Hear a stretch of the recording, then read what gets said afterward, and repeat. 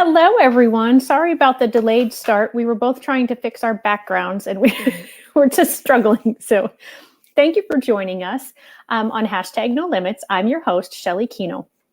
No Limits is about people that society has put limits on, but who have busted through those limits. Ophelia said in Hamlet, "We know who we are, but not who we will be." Actually, she said, "We know what we are, but not what we may be." And I believe this to be true, and that there is no better example of this than the caterpillar turning into the butterfly. As the butterfly emerges into, I'm just off today. As the caterpillar literally has to dissolve and remake itself as the butterfly. And then the butterfly has to struggle in order to get out of the cocoon for its wings to be strong enough for it to be able to fly. And that has to be incredibly difficult, but so is busting through limits that society has placed upon you. And not that these limits are intentionally placed or physically placed. These are often limits that people just, their thought process makes them have limits for other people. So if you are like the caterpillar, you can turn into a butterfly. And if you have a support system alongside of you, then you're going to turn into that butterfly sooner and a lot easier. Places where I have seen limits placed on people in society as well as in education are on people that have learning differences and anxiety and learning differences in a lot of different ways. And that brings me finally to my guest today, who's been waiting patiently.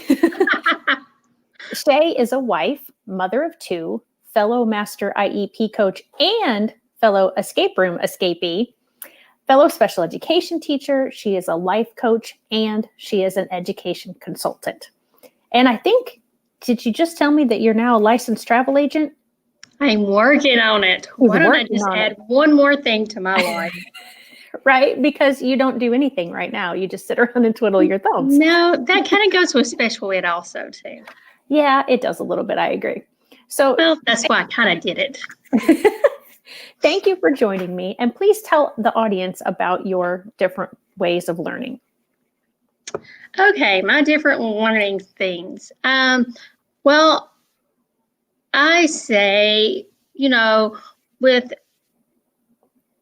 nothing. Well, let me tell you a little thing. I'm kind of out under the weather. Shelly forgot to tell you that part. I'm sorry. Yeah, she had surgery last week. Unexpected Friday. Surgery. Emergency. And so I'm kind of like not with it. So if I'm like stumbling my words, that's probably why, because I usually don't stumble words. I have no problem talking. She really doesn't. And normally, as those of you who watch me weekly know, I don't either, but something in the weather today was causing me to stumble too. So it's all good. It's all good. It's just whatever. Yeah. That's life. That's how I see it. So with me, I see like my disabilities are more my abilities. It has grown me to help others. So like Shelly was saying, I do have a learning disability. I have, I'm dyslexic. Let's see, how many would you like to know? I'm just kidding. But I do, ever since I was very little, starting, I have a twin brother. His name is Jay. And Jay and Shae go figure. But my parents are both educators, So they understood that I was not progressing like my brother. So at the early age, at one early, something was not quite right. Or something I was not developing, hitting my milestones. And that is so important in the early childhood and the early development and the striving and meeting the milestones. And when a child doesn't meet those, it's important to look into those. And a lot of parents don't know that, right. But, have nothing to compare to. But my parents were very lucky. They had my brother and I, and he's very intelligent, very, well, he's some kind of chemical something thing, scientist person anyway. And so they knew something was not quite right. So my parents started looking into intervention, even back in like 74. Yeah, 1974. Okay. So with IDEA, that was even a very new thing, right, even being acknowledged. So I am one of those product of the whole IDEA when it first started, kind of in the beginning, right, and going through those sets of the whole thing. So I got that early intervention somewhat, whatever, but I was diagnosed or giving intervention for my milestones, hitting those. And I started speech therapy as early as 3, 4. I remember this lady playing with puppets. Mm-hmm. That's all I remember too much. That's okay. You just knew you had fun, and the learning came behind it. Yeah, so, playing puppets. But maybe that's why I always love puppets. But she taught me to speak, and, and then, even though then it was still not, going as well, whatever. So I had therapy, or whatever you called it back then. But when I was, I started, like, back then there was like a reading resource or whatever. So mm-hmm. I started in resource intervention or whatever in kindergarten. I was one of those, the pull-out program. Mm-hmm. I went to a different class. So, hey, I was one of those kids. Yes, you were. I was one of the beginning of those kids that got to go to that class. Oh, that class. In kindergarten is fine, great. Mm-hmm.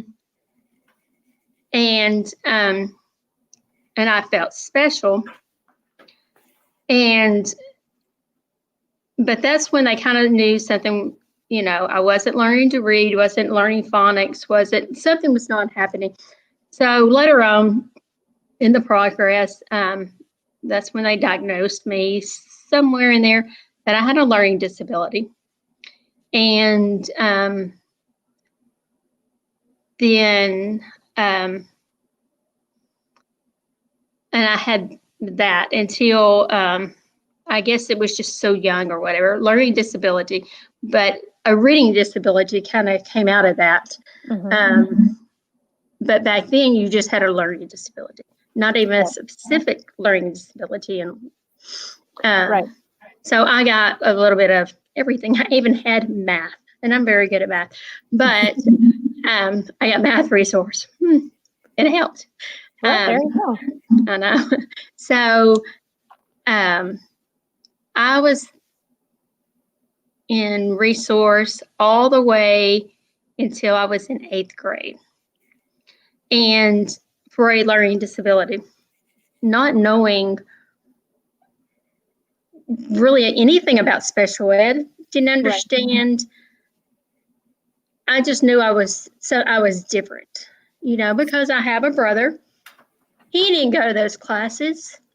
Only those other people like me that thought we could read. We carried those cool books. We thought we could read. And we act like we could read.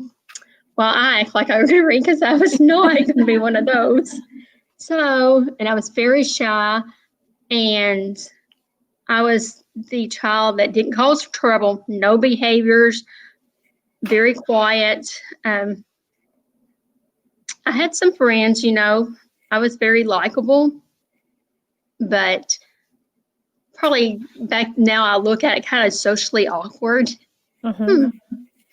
That's okay. Do you think, I'm going to interrupt you for a second, I apologize for that, but do you think, do you recall the teachers, like, first of all, were you with the special ed classroom all day long, or did you just go in during parts of the day and get a little bit of help? That's a good question. I was thinking, how could I explain resource back then? Because resource is so not really a lot of difference. You would think it, well, in these however many years now, I'm thinking Right. 75, 76, Mm-hmm. and now we're in 2020. Special ed should be a lot changed. Yeah. It is so sad. And that kind of gives me chill bumps to even think of that. It's not really a lot of difference. And that's what's so sad. I mean, a lot of things have changed, but some things it's still like it's a hidden thing still.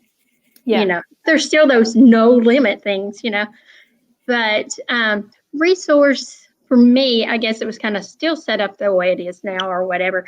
But I remember I had resource I had reading class, math class, and then I went to a writing class, and then I went to some other class, some science or social studies or. No, I remember having science and social studies in the regular class. Okay.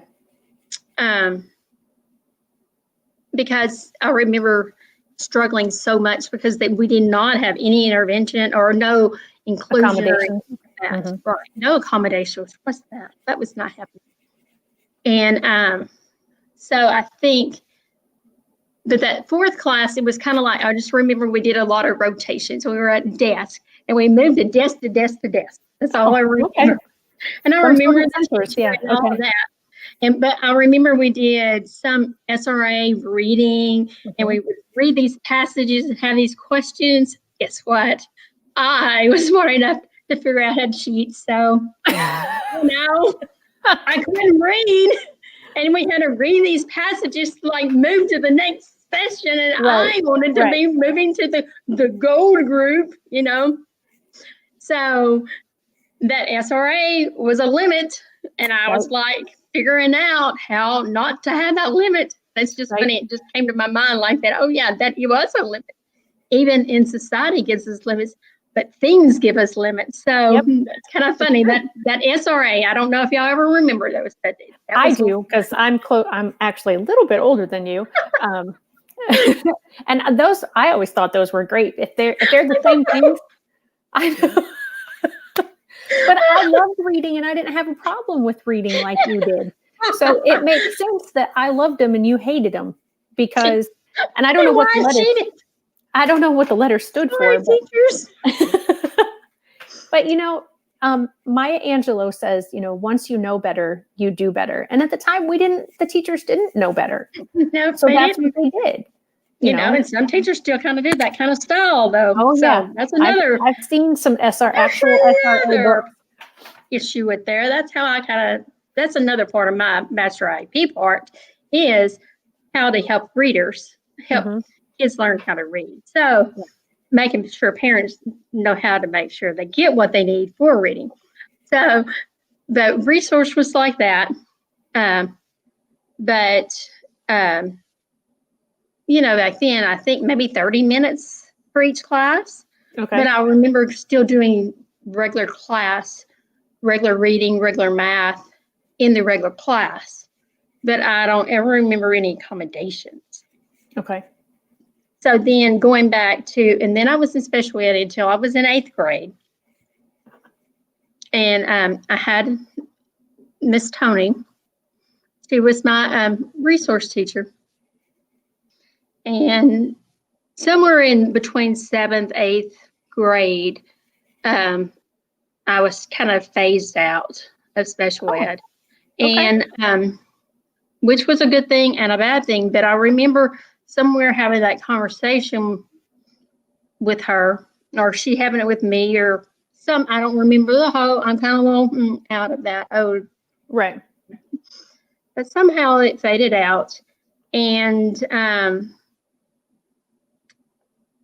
in 9th grade, I was at one school and I still had a little something interventions for it, but not like a special ed. Okay. But then I moved to a new school district and I was no resource, no special ed, no nothing. Wow. And which if that's appropriate, that's wonderful. But if that wasn't appropriate, that's not so good. Right. And so back then, we didn't know, you just kind of like, okay. So backtracking there, really and truly, as I talk about that SRA and all that kind of stuff, and learning actually to read, I've tracked it back, and being a teacher myself, I have tracked all the way back to where the breakdown was, or what happened, or why I didn't learn how to read. And that's back to the disability part, learning to read and not to learn to read. I really don't think I learned to read really until I was in the 6th grade. Okay. And then not really learning to read until I was, or understanding reading, until I started teaching reading, which is very scary, because it was just like I was able to read and comprehend enough to get by. Yeah. In high school, I got enough to get by. And that is so scary to think about that, because so many kids now, we have so many resources out there that we can help kids, I guess. Right. But, but I went even through college, not even really knowing how to read. Right. Really can you explain that? Okay, there you go. Yeah, because when you're saying I could, anybody can read a book. And that's what I tell parents and I tell students. I said, and that is a very big drive on me, is comprehension, because I can look like I can read, but if I can't tell you at least 5 things or 3 things about what I just read, you haven't really read what you're reading. Right. And that's a really good point, Shae, because oftentimes teachers do that. And we know what we mean when we say your child is struggling to read. But from a parent's perspective, they're like, well, my child can read those words on that page. And what we truly mean is your child is able to read the words, but not get any meaning from those words and not make sense and comprehend what it is that they're reading. And like you just said, be able to give some details or give an overall concept of what you just read. Yeah. So and this is a teaching moment real quick, parents, or whoever wants to know this comprehension. This is what I tell parents, or even my students. When you read something, if you could answer the 5 questions, who, what, when, where, and how, not always how, that's a harder one. But if you could answer those 4 things from a sentence, even to a small sentence, a question, or to a sentence, a paragraph, to an essay, even to a chapter or even a book, you're wasting your time. Right. Because time is precious, especially working with children. Every moment that they're not learning to read is a time that they're losing to be able to explore the world. Right. And it's just so, I guess that's one of my teachable moments, is that is be able to do that. That's your basic of comprehension.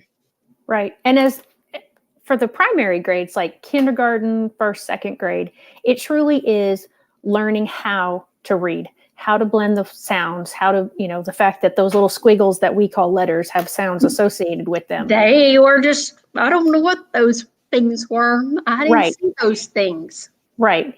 And so that's usually, kindergarten, 1st, 2nd grade that we are learning to read. But then around 3rd grade, 4th grade, depending on, exactly the area, then we start reading to learn. Correct. So it's around 3rd or 4th grade where that comprehension piece comes in. And that's oftentimes where kids will become eligible for the IEP under a specific learning disability, because then it is found out that, oh, okay, this child can read words, but they're not getting anything from those words or that sentence. And that's an excellent point, because every sentence has to have a noun and a verb in it. So Correct. you get your who. Jesus wept. There's your sentence. What did Jesus do? He wept. Right. Who is the sentence about? Jesus. And Right. that's simple. Yeah, That's exactly. right. So yeah, I mean even a 2-word sentence, that's perfect. That's a great example. So there you go. Anyone who's watching this, you just got a little. You just got a great teaching moment there. Exactly, a little insight into teaching and a little insight into reading. Others feel like I think okay. Very a little info. So going back, tracking back to that. So thinking back to that part, really having the reading disability and a writing disability, and now you can be, have more. I think that's a big change that has happened with reading, or the disability part in the reading part is now you can have a specific learning disability and be like kind of keen on that, which there's a double sword on that. There's two different sides of that. As a teacher, I knew that these kids that were struggling as readers needed help in writing. However, they didn't qualify for writing. So for me, with a learning disability label, I was able to get all services. And that goes into other things. If anybody ever wanted to know, they can look me up and I'll tell them all about it. But, and I will be giving information on how you can contact Shae. And I can tell you all about those. I love all that stuff and the science behind it and all that. But so for me, just getting all those services. So I was one of those kids that just flew under the radar, I guess. And so going through high school, and then I met a lady, and I guess I'd have been teaching maybe a few years. Well, I had a reading teacher in college, and I, as a class, because as a teacher, and he asked me one day. He asked me if I struggled at reading and writing, because you should have seen some of my papers, and you should have seen some of that spelling, and that's before autocorrect. Poor people. But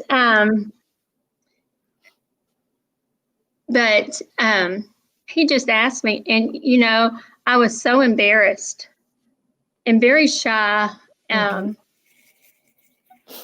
and I just told him I had a hard time, but I never would have told. I went through college without people knowing I had a disability.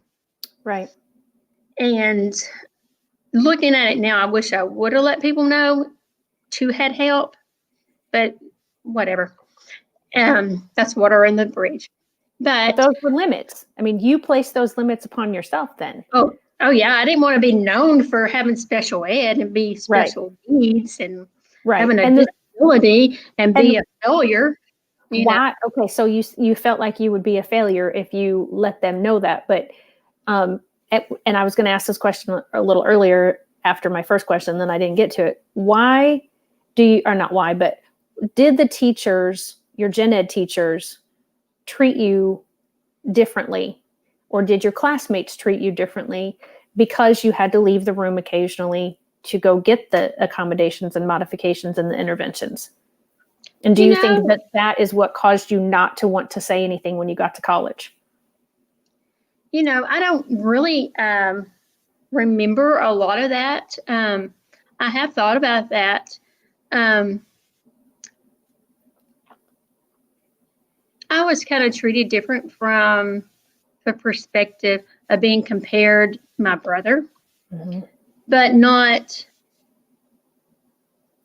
like a bad thing, but just, I don't know. And I might have put that on myself, and it might have not been that way or whatever, but looking back, I don't, just from my perspective.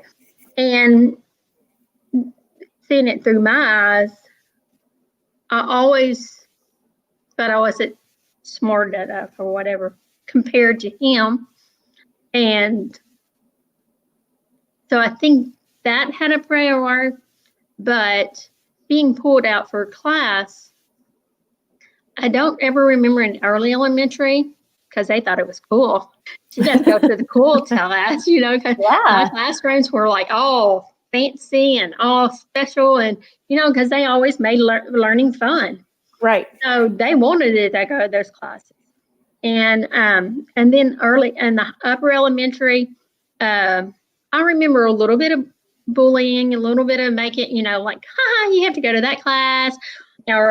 Or the other thing would be, I would be sitting in there and people would be looking in the class, because I remember a few times like that. And then they would ask questions and I'd be like, I don't know. I would just always say, I don't know. They told me to come. Yeah. Right. I don't know. You should be like, I don't know. And but I think that was a hard thing. And then. So you don't necessarily think that the reason you didn't want to tell? No, I'm trying. I like that. I like that question. I like thinking question, but I don't think I ever was. It was ever that part, not knowing that part. I guess. I just think it was the limits on myself, not wanting, not being known. I guess not being out. You didn't want to stand out for any reason. Oh, no, that was not happening. That was no. Okay. And you said you were shy, so I mean that follows too. That makes sense. Yeah, that's a good question. I'm gonna have to research that in my brain. I like to ask those questions. I love those questions. I'm gonna have to research that in my brain somewhere. Okay. All right. And so then you're at college and you had this professor who asked you if you struggled with reading. Yeah, and he was my reading teacher, as my reading classes I had to take or whatever. So, he was, specialized in reading, so he knew, but nothing really. But that was kind of when I started thinking, hey, there might be actually more to this than I actually knew. And then I graduated from college. I wouldn't say barely, but barely. Somehow, through the grace of God and from all my parents and all my wonderful friends that helped me push me through, and that's another big push for me, is being an advocate. Being an advocate for yourself. That was a huge thing. I guess that was one of my strengths, was that I was an advocate in an underlining way. Not to tell people I had a disability, but I knew how to use my resources. And I think that's where I was intelligent, that sneakiness. Just trying to figure out how to get somebody to help me with notes, how to people to write my papers, or how to get help. Right. And not really tell them why I needed help. Okay, wait a minute. I have to have you clarify something. When you said have people write your papers, you told them what to write and they wrote it, or they literally wrote your paper for you? Oh, Shae. No, I wrote my papers. It was all in my mind. No, most of the time I believe you. Now I don't know if I believe you. No, just kidding. Yes, I'd say 99.9% of them were me. Okay. How about that? Okay. As long as because we're both special ed teachers and we help students, it's just with hard. accommodations. And writing is hard. And having someone scribe your thoughts, your ideas, your words is accommodation. So I just wanted to make sure that you didn't have people do the assignment for you, but your friends were your accommodation in doing the physical part of the writing. Okay. Yeah. Okay. Oh, yeah. I did all my stuff. No. Okay. I don't know about that Greek mythology stuff. Oh no, I remember that one. Yeah, I don't know about that class, but yeah. Well, we all have classes that we don't remember the content when we leave the class, but that doesn't mean we didn't work at them when we were in them. Yeah, I worked hard. That was and I got a D out of that, and I worked hard. But anyway, But no, I had great friends, and then that's when they had tape recorders, and you could record what you wanted into a tape recorder, and I would read into my tape recorder, and then I would listen to it, and then I would take hours and hours and hours listening to it and write it down. And that's how I did lectures, and that's how I took notes, and that's how I did everything. And and that's another thing. Mine, I have, so mine is a reading disability, as you can figure it out. And I have a writing disability. Also, I have a auditorial processing disorder. Oh my goodness. So what is said to me doesn't come out the correct way all the time. Okay. So if you give me a number or you tell me something, I won't get it, most likely. Like if you spell something to me, I might get the last two letters you said, or if you give me a number, I might get the last two numbers, I might get one number, even as a today, you know? Right. And so in a lecture, that's very hard when you only get, and that's another good moment there for teachers and parents and everybody to understand with our kids with a reading disability or audio processing disorder. And I've learned that's a newer term or whatever. Right. Yeah. Because what you hear and what you get is two total differences. Like your brain doesn't like connect together or something. Right. Yep. So a lot of brain research there, but to figure out what was going on there. But say you only get a fourth of what they're hearing in a lecture. Mm-hmm. Or notes or whatever, and these students and like me not understanding me, trying to take notes is whatever. I could be writing down a sentence and they're already on the 15th or 20th or 30th point, and I'm still back on point one. Right. And it's taking me process time, and as you probably figure now, that I'm dyslexic also in dysgraphia. So dyslexia is my reading part that I see different, I process different. Phonics, I don't understand phonics. Phonemic awareness, all those early things I didn't understand until I started teaching reading. And it's still a struggle. And then dysgraphia is the writing part. Mm-hmm. And the struggling in writing. And that's that process of learning writing. And there's lots of information on that. But and then when you're trying to take notes, like I was trying to take notes in college, not really understanding me. I think that's where I kind of go back to not understanding me. It was a struggle, trying to take notes. Right. In college. So that's why I had people helping me. So going back to being an advocate for yourself, speaking up. So, having those resources now with technology, it is so amazing. And I guess that would be, through, and then going, and so you can imagine all the anxiety, all that. Right. That's where the anxiety, well, that started a long time ago, way back then. But, I deal with that all the time, but that's okay.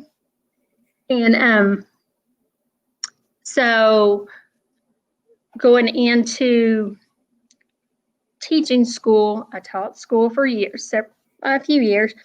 And then I had the opportunity, my first year teaching, I taught kindergarten. Go figure. Teaching kindergarten kids, not knowing how to teach their reading. And so, which was an awesome blessing, because now, that's when I learned how to teach reading. Right.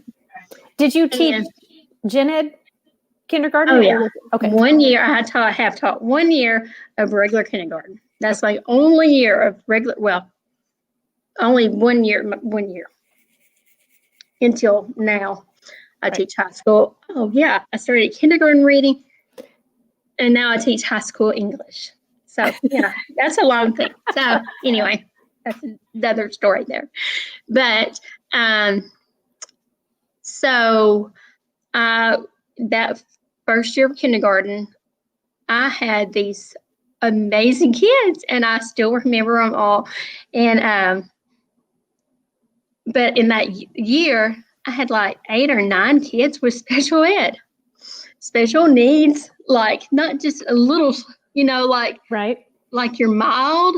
I had a lot of special needs, and in kindergarten, most of those children were not diagnosed or anything back then. Mm-hmm. And so I fell in love with and I've always kind of fell in love with that population, because that was me. Right, Hey, exactly. You have a connection with them. Yeah. Yeah. So then I was able to, I taught a few years, and then I went and got my master's. Again, and again, that's a limit that a lot of people place. And I've unfortunately heard this from so many teachers that are gen ed teachers working with a student who has a specific learning disability or any kind of eligibility that gets them an IEP. And they make comments like, well, they're never going to have a driver's license. They're never going to go to college. They'll barely graduate high school. And here you are, and so many people that I know who learn differently have gone on to get that driver's license, get that high school diploma, some of them graduating with honors. Then they go on to universities. Some of my former students have gone on to, the one out of the top 50 universities in the country. And even without that, just getting a college degree, and then like yourself, going on and getting a master's, and some have gotten a doctorate. Yeah. And I thought about that, but no thanks. But I have a lot. If I pushed all my hours together after my master's, I probably could have got a doctorate. But then when I went and got my master's, I went straight hearted for being a special ed. So I got my master's in special ed. But I had a professor, and when I got my doctorate, here I'm back to doctorate. Not doctorate, not even, maybe a doctorate in my master's.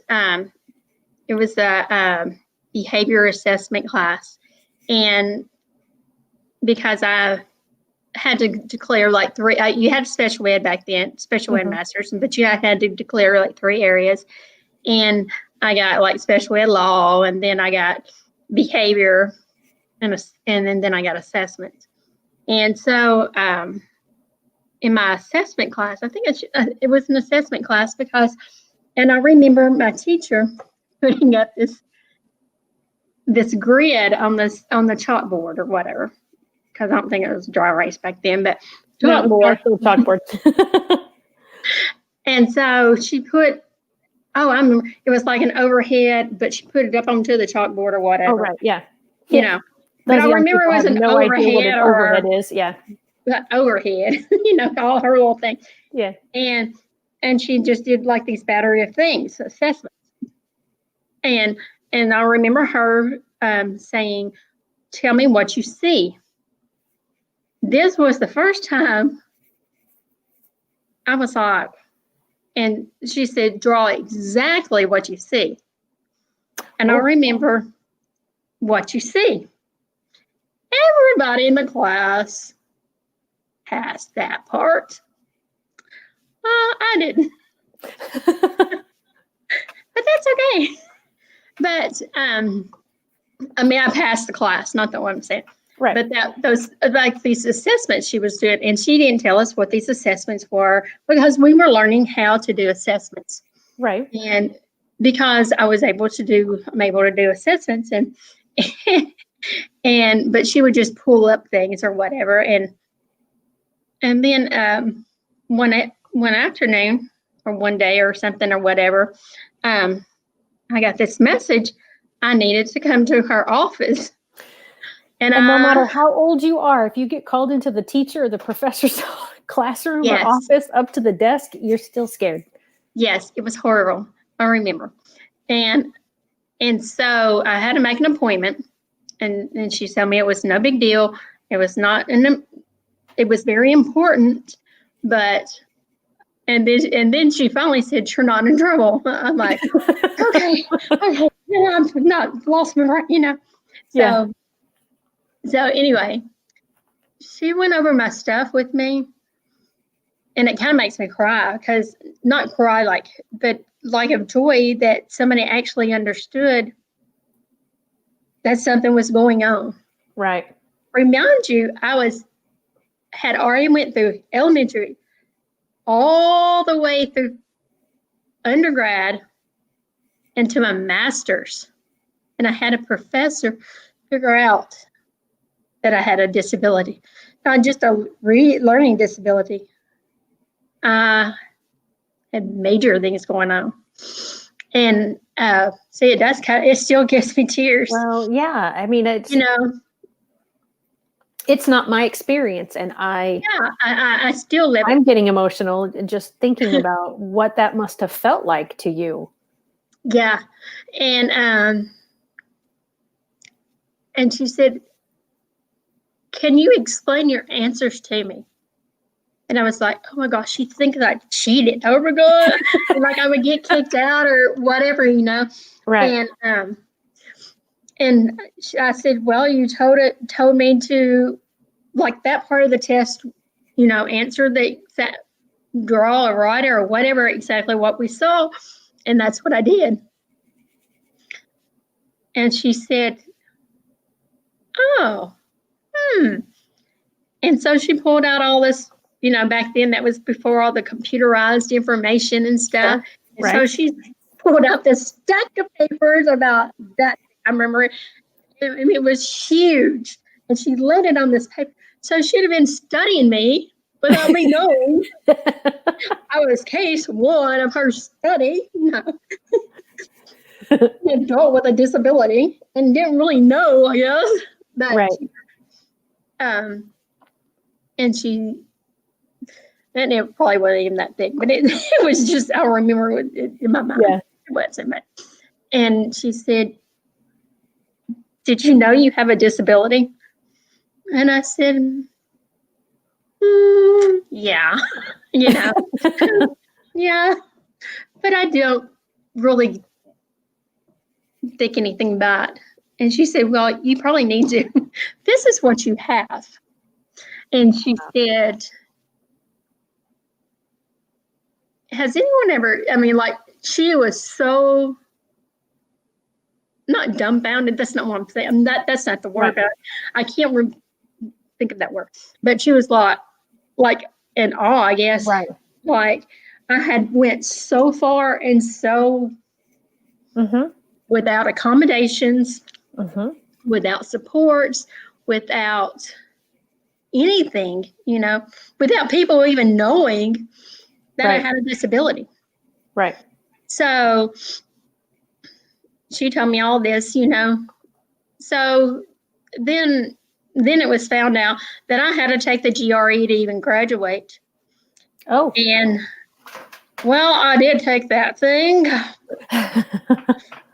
But she stood on my behalf and I had to meet with the dean of students and tell him everything, how I did everything, How did I get into graduate school without a GRE?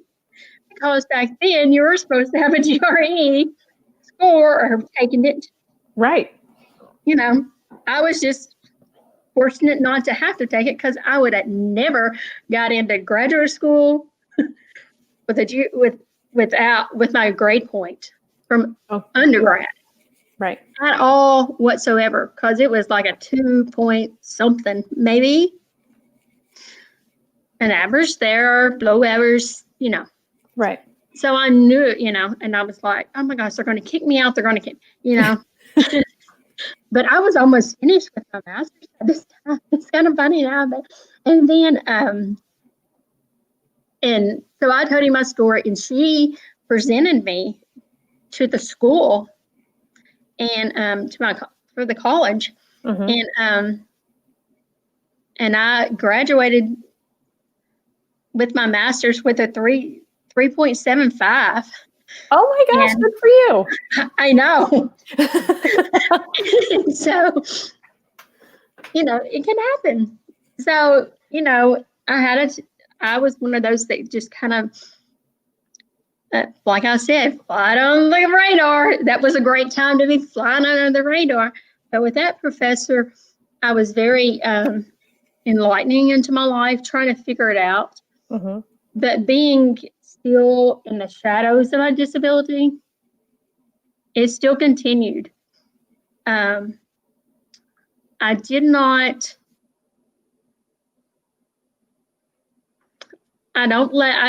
people, now I don't have a problem with it. Hello, I'm live here. But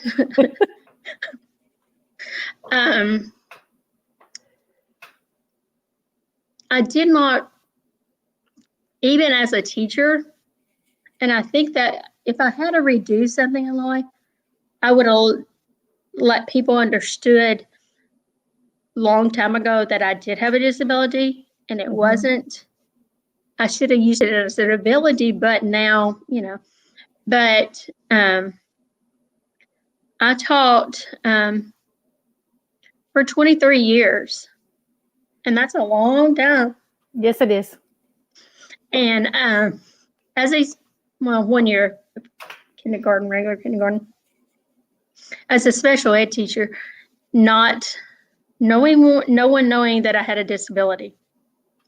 Wow. Because I put that limit on myself. And I still think it's the backlash. And I know that, those kids out there now, that's what I fight for so much now, is those kids that are ashamed of it. Right. And so I guess 23 years, all those years, being an ADHD that I am, extremely, you can probably tell, here Shae is sitting still the whole time. No, Shelly's not sitting still, but not moved or anything, at least her whole body here. And here I'm moving. I am moving completely. My feet it's all over. However, and ADD, if there's not ADD, but there is an ADD, that would be the attention part, being able to stay focused. Our kids are out there, that Shae, they're out there, and parents, so that's just a little bit about me, but just a little bit, 48 minutes to me, Sorry, there's a gnat flying around. And so, how my disability has helped me, I think, goes to now. It has helped me all through, but really understanding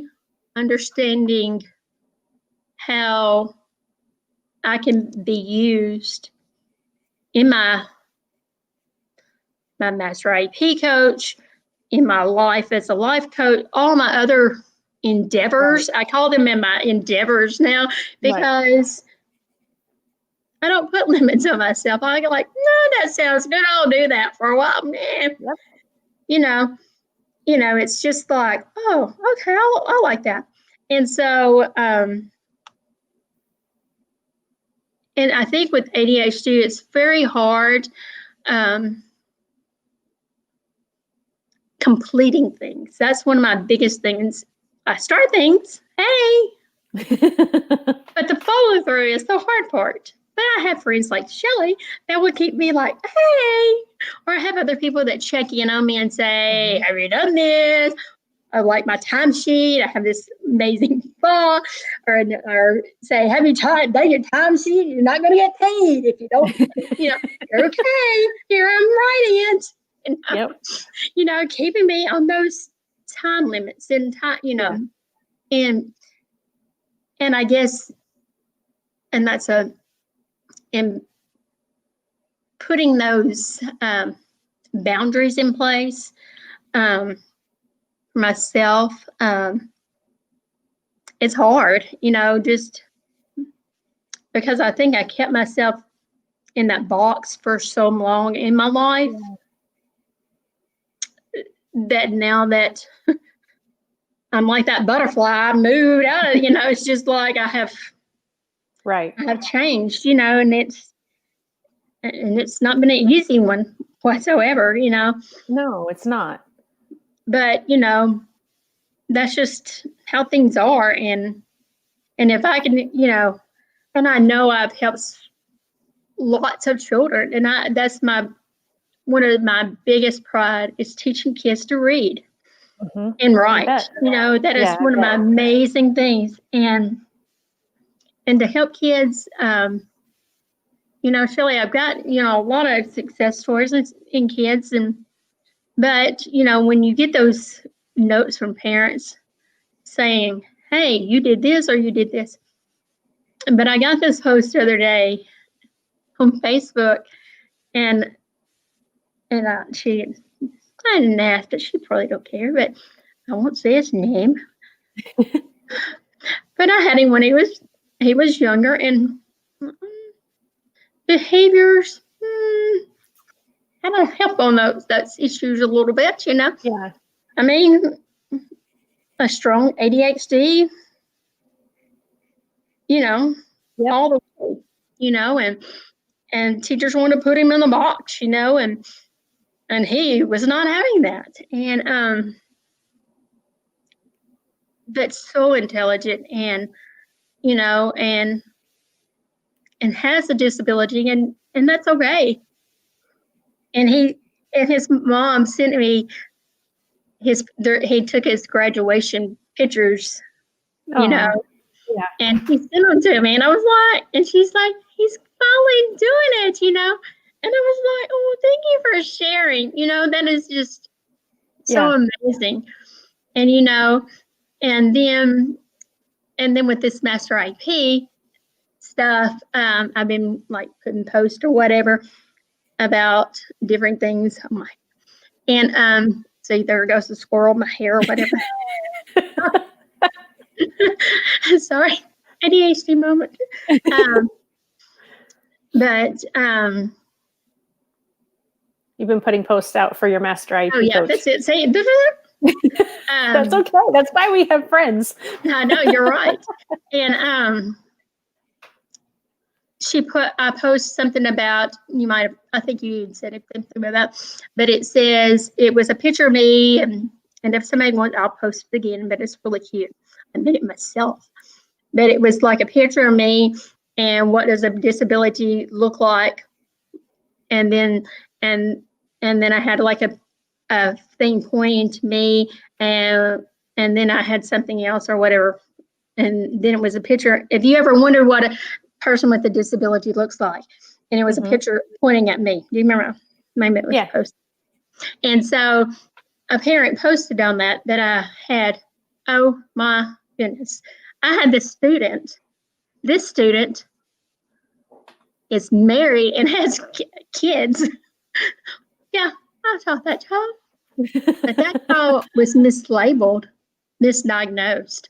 Oh, that happens. And I fought for that child, for her. She was given the disability of intellectually disabled. And I had that child in my resource class, and I remember, I can tell you exactly, and this is a funny real quick. Her mom, and she's going to almost send this to her, her mom was in the car rider line, and I said, I got myself, when I looked at that paperwork, and I was a young teacher, and this is kind of my master, that was when I was kind of getting my master area in that area, and kind of learning and stuff, and I got in the car line, and I told her, I said, you go around the circle. We're not picking her up yet.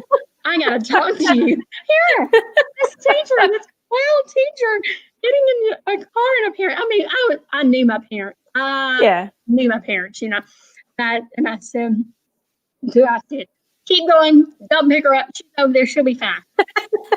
And so we went around, and I took my teacher hat off, and I told her, I said, your child is mislabeled. I said, I don't know what we're going to do, how we're going to get it changed, but we're going to get it changed. And so she's like, oh, okay. I just remember that. I just remember getting her car in the car rudder line and telling her to go. And you know that's an amazing story. I wasn't a teacher then because I got in a vehicle and I left. And that's what it takes, Shae, is somebody just like your college professor had to stand up with you and for you and explain to others, you know, this person has a disability, and to, like you said, we don't promote ourselves as master IEP coaches as advocates, because typically that comes with an adversarial mindset. But we are there to help people see the whole situation differently, whether that's on the parent side or that's on the education side or the therapist side. And so that's exactly what you did, you know, just getting in there and saying, look, I'm learning this stuff, and this applies to your daughter and her situation. And we need to address her disability differently to continue to help her break through those limits. And that's a perfect story to wrap up our whole talk today. And I know we really didn't get into how different it is for your students now. And sorry, I don't know if you heard that noise, but my husband. I do. I hear every noise, and I also hear every noise. My husband is doing some stuff. He's gotten into canning, and so he's taking care of some of that right now. But drying things. He just recently got a dehydrator, so he's doing some of that stuff too. But so we may have to have you back on so that you can talk about, you know, what is going on for your students now and how different that is compared to when you went through school. I mean, you talked about it a little bit, but yeah, I mean, we could certainly have you back on sometime and continue this conversation. What you shared today was so amazing, walking us through your journey and being willing to share all of that. I can't thank you enough, because there is somebody or some bodies who are going to hear that and go, I can do it. Look at all the things that she had to go through to get what she is doing now, to get where she is at now. If she can do it without the accommodations and without the interventions and without the support, and I've got the support, I can do it too. So I thank you from the bottom of my heart. I really feel like this was very inspirational today and very motivational. And I just can't say thank you enough. For anyone who follows me, please make sure that you like this, you give it a thumbs up.